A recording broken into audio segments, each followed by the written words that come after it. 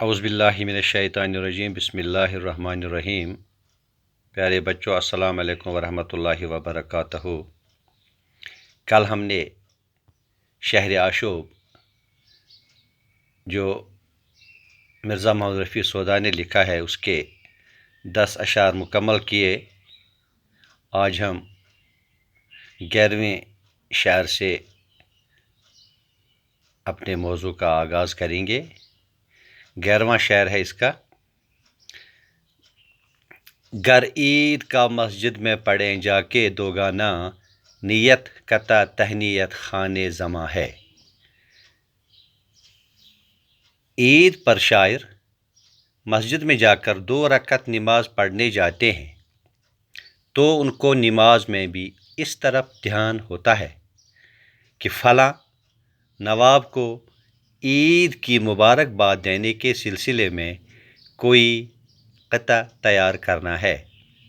چنانچہ نماز کی نیت کے بجائے شاعر کے دل میں قطع کہنے کی نیت ہوتی ہے کہ ایسا قطع کہا جائے جس سے سن کر نواب خوش ہو جائے۔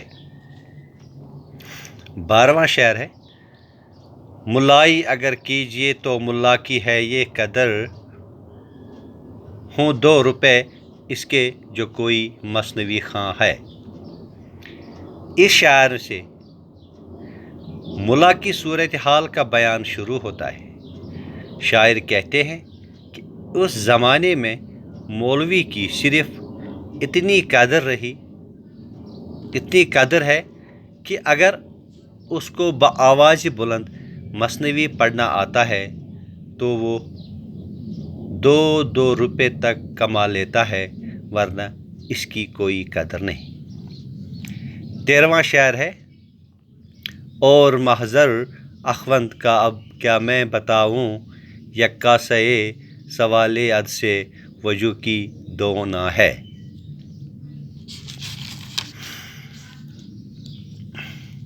شاعر کہتے ہیں کہ ملا یعنی استاد کی اس دور میں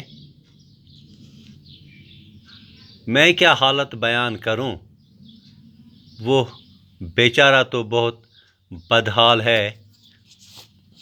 اس کی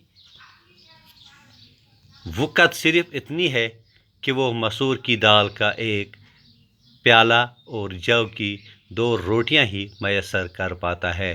گویا علم کی روشنی پھیلانے والا استاد اس دور میں 2 روٹیوں کا محتاج ہو گیا۔ 14واں شعر ہے اس کو: دن کو تو وہ بیچارہ پڑھایا کرے لڑکے، شب خرچ لکھے گھر کا اگر ہندسداں ہے۔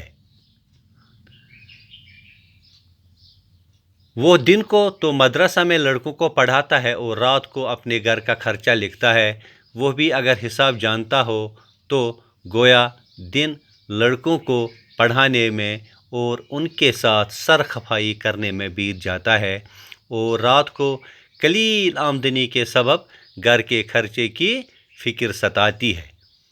15واں شعر ہے: اب کیجیے انصاف کہ جس کی ہو یہ اوقات، آرام جو چاہے وہ کرے وقت کہاں ہے۔ اب آپ ہی انصاف سے کام لیجیے کہ جس استاد کی حالت اس قدر خستہ ہو اور جس کی حیثیت کا یہ عالم ہو، وہ آرام کیسے کر سکتا ہے؟ اس کے پاس تو وقت ہی نہیں ہے کہ وہ آرام کرے یا چین سے وقت گزارے۔ 16واں شعر ہے اس کا: چاہے جو کوئی شیخ بنے بہر فراغت، چھٹتے ہی تو شعراء کا وہ مطعون زباں ہے۔ اس شعر سے شیخ کی صورتحال کا بیان شروع ہوتا ہے۔ شاعر کہتے ہیں کہ اگر کوئی آرام کی زندگی گزارنے کے لیے شیخ بننا چاہے تو وہ شاعروں کے طعنوں سے ہرگز بچ نہیں سکتا ہے۔ شاعر شیخ پر طعنے کستے رہتے ہیں۔ 17واں شعر ہے اس کا: تحقیق ہوا عرض تو کر دھاڑی کو کنگھی، لے خیر مریداں گئے وہ بزم جہاں ہے۔ سودا کہتے ہیں کہ جب شیخ کو معلوم ہوتا ہے کہ کہیں عرس منایا جانے والا ہے تو شیخ صاحب داڑھی میں کنگھی وغیرہ کر کے یعنی کافی سج دج کر اپنے مریدوں کی جماعت کے ساتھ اس محفل میں پہنچتے ہیں۔ 15واں شعر ہے، ڈھولک جو لگی بجنے وہاں سب کو ہوا وجد، کوئی کو دے کوئی رو دے کوئی نعرہ زنا ہے۔ اور اس کے موقع پر جمی محفل میں جب ڈھولک بجنے لگی تو محفل میں بیٹھے شیخ کے مرید وجد میں آ گئے، کوئی رونے لگا، کوئی چھلانگیں مارنے لگا اور کوئی زور زور سے نعرے لگانے لگا۔ ہمارا 19واں شعر ہے، بے تال ہوئے شیخ جو ٹک وجد میں آ کر، سرکوشیوں میں پھر بدوصولی کا بیاں ہے۔ شیخ صاحب جب وجد میں آ گئے اور شدت وجد سے تھوڑا سا بے تال ہو کر جھومنے لگے تو اس پر آس پاس بیٹھے ہوئے لوگ سرکوٹیاں کرنے لگے کہ دیکھو شیخ سرتال کو بھول گئے اور سروری موسیقی کے اصول و ضوابط توڑ ڈالے۔ 20واں شعر ہے، گر تال سے پڑتا ہے قدم تو سبھی ہنس ہنس کہتے ہیں کوئی حال ہے یہ رقص زنا ہے۔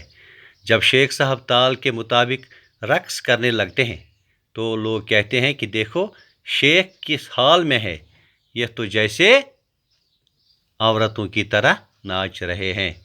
21واں شعر ہے، آرام سے کٹنے کائناتوں نے کچھ احوال، جمعیت خاطر کوئی صورت ہو کہاں ہے۔ شاعر کہتے ہیں کہ تم نے دلی شہر کے سبھی شعبوں سے تعلق رکھنے والے لوگوں کی حالت زار سنی، اب خود ہی بتاؤ کیا یہاں زندگی آرام سے کٹ سکتی ہے؟ اطمینان اور سکون کی تو یہاں کبھی کوئی صورت نظر نہیں آتی۔ 22واں شعر ہے، دنیا میں تو آسودگی رکھتی ہے فقط نام، عقبی میں یہ رکھتا تھا کوئی اس کا نشاں ہے۔ اس دنیا میں آرام، چین اور خوشحالی تو فقط نام کی چیزیں ہیں، حقیقت میں دنیا میں رہ کر یہ چیزیں حاصل نہیں کی جا سکتی۔ البتہ لوگوں کا خیال ہے کہ دوسری دنیا میں یہ چیزیں یعنی آرام، اطمینان، سکون اور خوشحالی میسر ہو سکتی ہے۔ 23واں شعر ہے،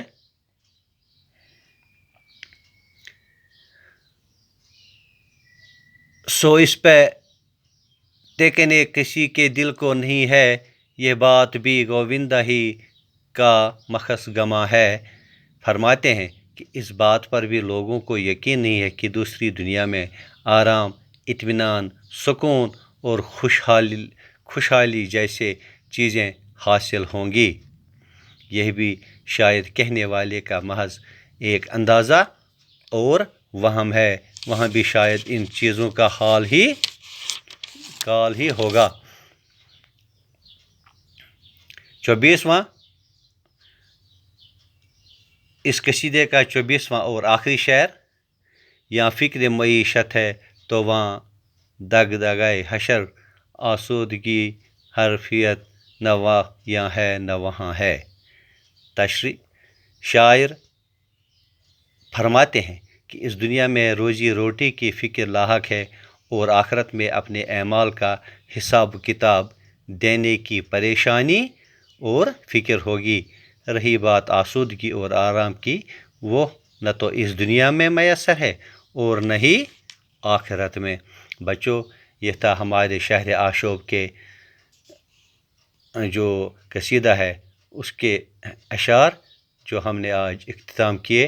انشاءاللہ کل دوسرا موضوع لے کر آپ کے سامنے حاضر ہوں گے، تب تک کے لیے خدا حافظ۔